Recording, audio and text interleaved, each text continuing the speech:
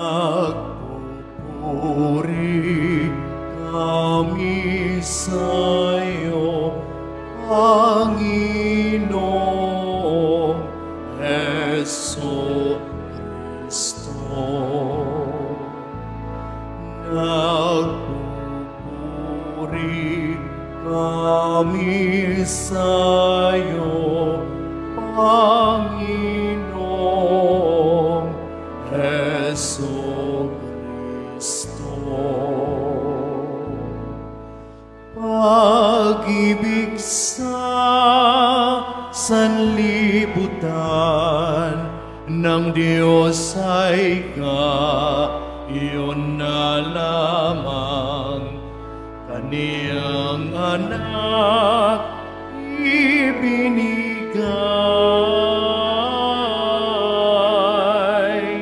upang mabuhay kailanman ang nananalig na tunay. Nagpupuri kami sa'yo, Panginoong Heso Kristo. Sumainyo ang Panginoon. At sumayo rin. Ang mabuting balita ng Panginoon ayon kay San Mateo. Papuri sa iyo, Panginoon. Noong panong iyon, sinabi ni Jesus sa mga punong saserdote at matatanda ng bayan, "Pakinggan ninyo ang isa pang talinghaga. May isang taong nagtanim ng ubas sa kanyang bukid at ito'y binakuran niya. Gumawa siya roon ng pisaan ng ubas at nagtayo ng isang mataas na bantayan. Pagkatapos kanyang iniwan sa mga kasama ang ubasan at siya'y nagtungo sa ibang lupain. Nang dumating ang panahon ng pitasan, pinapunta ng may-ari ng ubasan ang kanyang mga alipin upang kunin sa mga kasama ang kanyang parte. Ngunit sinunggaban ng mga kasama ang mga alipin. Binubog nila ang isa, pinatay ang ikalawa, at binato naman ang ikatlo. Pinapunta uli ng may-ari ang mas maraming alipin, ngunit gayon din ang ginawa sa mga kasama sa mga ito. Sa kahuli-hulihay, pinapunta niya ang kanyang anak na lalaki. Igagalang nila ang aking anak, wika niya sa sarili. Ngunit nang makita ng mga kasama ang anak, sila'y nag-usap-usap. Ito ang tagapagmana, "Hali kayo, patayin natin nang mapasa atin ang kanyang mamanahin." Kaya't siya'y sinunggaban nila, inilabas sa ubasan at pinatay. Pagbalik ng may-ari ng ubasan, ano kaya ang gagawin niya sa mga kasamahang iyon? Sumagot sila, "Lilipulin niya ang mga buhong na iyon at paaalagaan ng ubasan sa ibang kasama na magbibigay sa kanya ng kaparte sa panahon ng pamimitas." Tinanong sila ni Jesus, "Hindi pa ba niyo nababasa ang talatang ito sa kasulatan? Ang batong itinakwil ng mga tagapagtayo ng bahay ay siyang naging batong panulukan. Ginawa ito ng Panginoon at ito'y kahanga-hanga. Kaya nga sinasabi ko sa inyo, hindi na kayo ang paghaharian ng Diyos, kundi ang bansang maglilingkod sa Kanya ng tapat." Narinig ng mga punong saserdote at mga Fariseo ang mga talinghaga ni Jesus at naunawaan nilang sila ang pinatatamaan niya. Dadakpin sana nila siya, ngunit natakot sila sa mga tao sapagkat kinikilala ng mga ito na propeta si Jesus. Ang mabuting balita ng Panginoon. Pinupuri ka namin, Panginoong Heso Kristo. Magsiupo muna ang lahat.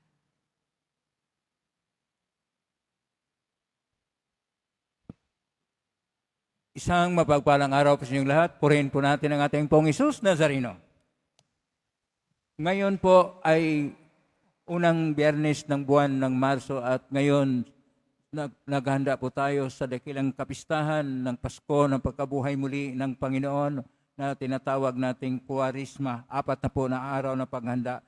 At ngayon may tema po tayo sa biyernes ngayon at ang tema ay ang kawalan ng pagtanggap. Kaya po sa ating unang pagbasa sa aklat ng Henesis, Capitulo 37, versikulo 3 at sumusunod, ito ay kawalan ng pagtanggap kay Jose na anak ni Jacob at siya ay pinagbili ng 20 na pilak.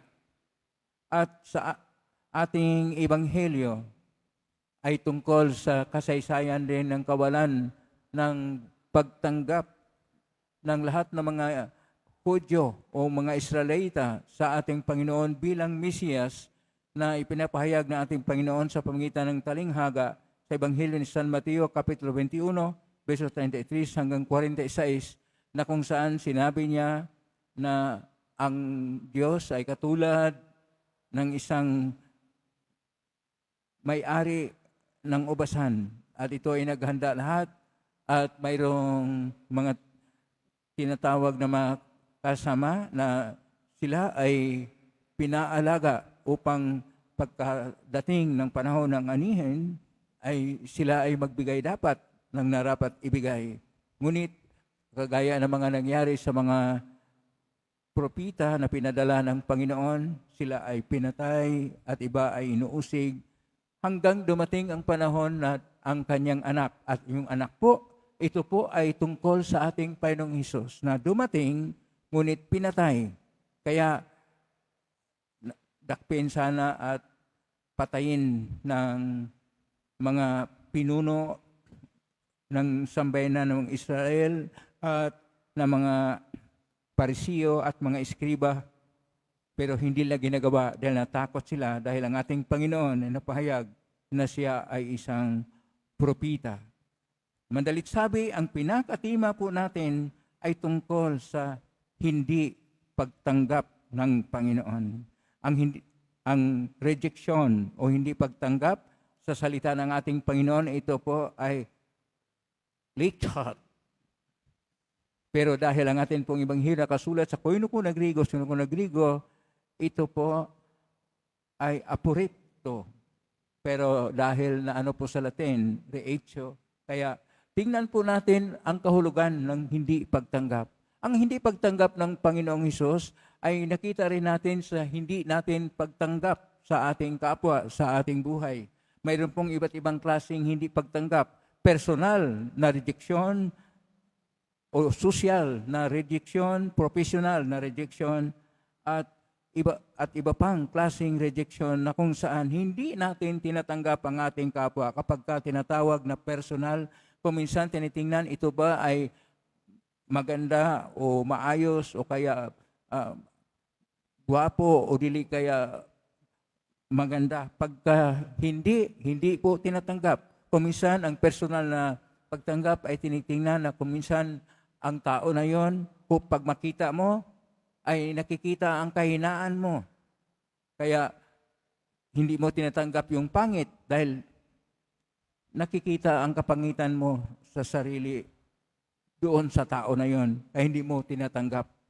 At marami pang iba. Mayroong ang lahi, hindi tinatanggap, etc. Ito pong personal. Mayroon ding tinatawag nating social na rejection o hindi pagtanggap na kung saan tayo ay hindi tinatanggap bilang kaibigan sa isang grupo o isang barkada o sa kung anumang mga iba't ibang mga organisasyon dahil hindi ka-level o ayaw ng isa o sa isang grupo. At mayroon ding halimbawa, hindi ka tinatanggap, kaya hindi ka imbitado sa mga selebrasyon at kung anumang mga pangyayari o kaya tinatawag na salo-salo. At isa pang rejeksyon sa sosyal ay yung rejeksyon na ito ay tinuturing ni siguro isang tao na ito ay neurodivergent, ibig sabihin iba ang pag-isip o may sariling mundo. Mayroon ding tinatawag na professional na rejection na ikaw ay na-reject sa trabaho dahil ikaw ay hindi karapat-dapat sa trabaho, o dili kaya ikaw ay overqualified sa trabaho, o dili kaya ikaw ay hindi tinatanggap sa isang pag-aaral o kung anumang mga kurso dahil hindi ka pwede at o kaya sa isang trabaho na nangailangan ng ganitong mga skills, etc. Ito po'y tinatawag natin na professional na rejection. Anuman ang klaseng rejection sa buhay natin, hindi pagtanggap sa kapwa-tao, ito rin ang naranasan ng ating Panginoong Hesus nung siya'y salita ng Diyos na nagkatawang tao, siya ay nireject, siya ay hindi tinatanggap. Paano tayo sa buhay natin gagawa ng paraan upang tayo ay uusad o dili kaya ating maigpawan ang lahat ng kawalan ng pagtanggap sa buhay natin? Una, ang gagawin po natin ay hindi po natin sisihin ang ating sarili o ang kapwa-tao. Uusad po tayo. Ang tawag doon ay let go o kaya basta tuloy lang tayo dahil hindi naman makapagpigil ang mga tao sa tinatawag nating buhay at paglalakad sa buhay. Pangalawa, na tingnan po natin ang iba't ibang mga oportunidad sa ating paglago bilang tao. Huwag nating tingnan ang ating mga kahinaan. Tingnan natin ang ating kalakasan. At pangatlo, na dapat po magkaroon tayo ng tinatawag na pag-aayos sa sarili. Self-care. Kung halimbawa, hindi ka tanggap-tanggap yung mukha mo, ayusin mo ng konti. Kaya para hindi ka iwanan ng asawa mo o hindi ka i-reject sa mga barkada mo. O kaya, kung ano yung gagawin mo upang ikaw ay matanggap. Pang-apat, na dapat ayusin mo ang pagtanggap sa mga emosyonal na kahinatnan kapag ka ikay hindi katanggap-tanggap ng iyong kapwa. Kailangan mo ang pagiging matapat, totoo sa sarili mo na kahit ganyan ka, tanggapin mo ang sarili mo. Wala pong tao na kahit ni-reject ay magkaroon dapat ng kahinaan o panghihina ng loob. Ipakita mo na ikaw ay makatayo na isang tunay na tao na may dignidad. At panglima at huli, tingnan mo ang mga kalakasan at mga tagumpay sa buhay. Huwag ang kapalpakan. Dapat i-focus natin na riyan lang ang Diyos at tayo ay imahin at larawan ng Diyos. Atin pong mapahayag kapag tayo ay tatayo bilang tao na kahit ito ang ating kalagayan, bawat isa sa atin ay imahin at larawan ng Diyos na dapat tanggapin. Pero huwag tayong maapektuhan anuman ang kritika, anuman ang panunuri at paglalait ng iba. Ating ipahayag, kaya natin ito sapagkat nariyan ang ating poong Jesus Nazareno.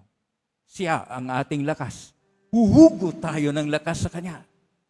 At wala pong ibang taong magpapahina sa ating loob sapagkat mahal po tayo ng Diyos. Amen? Purihin natin ang Diyos.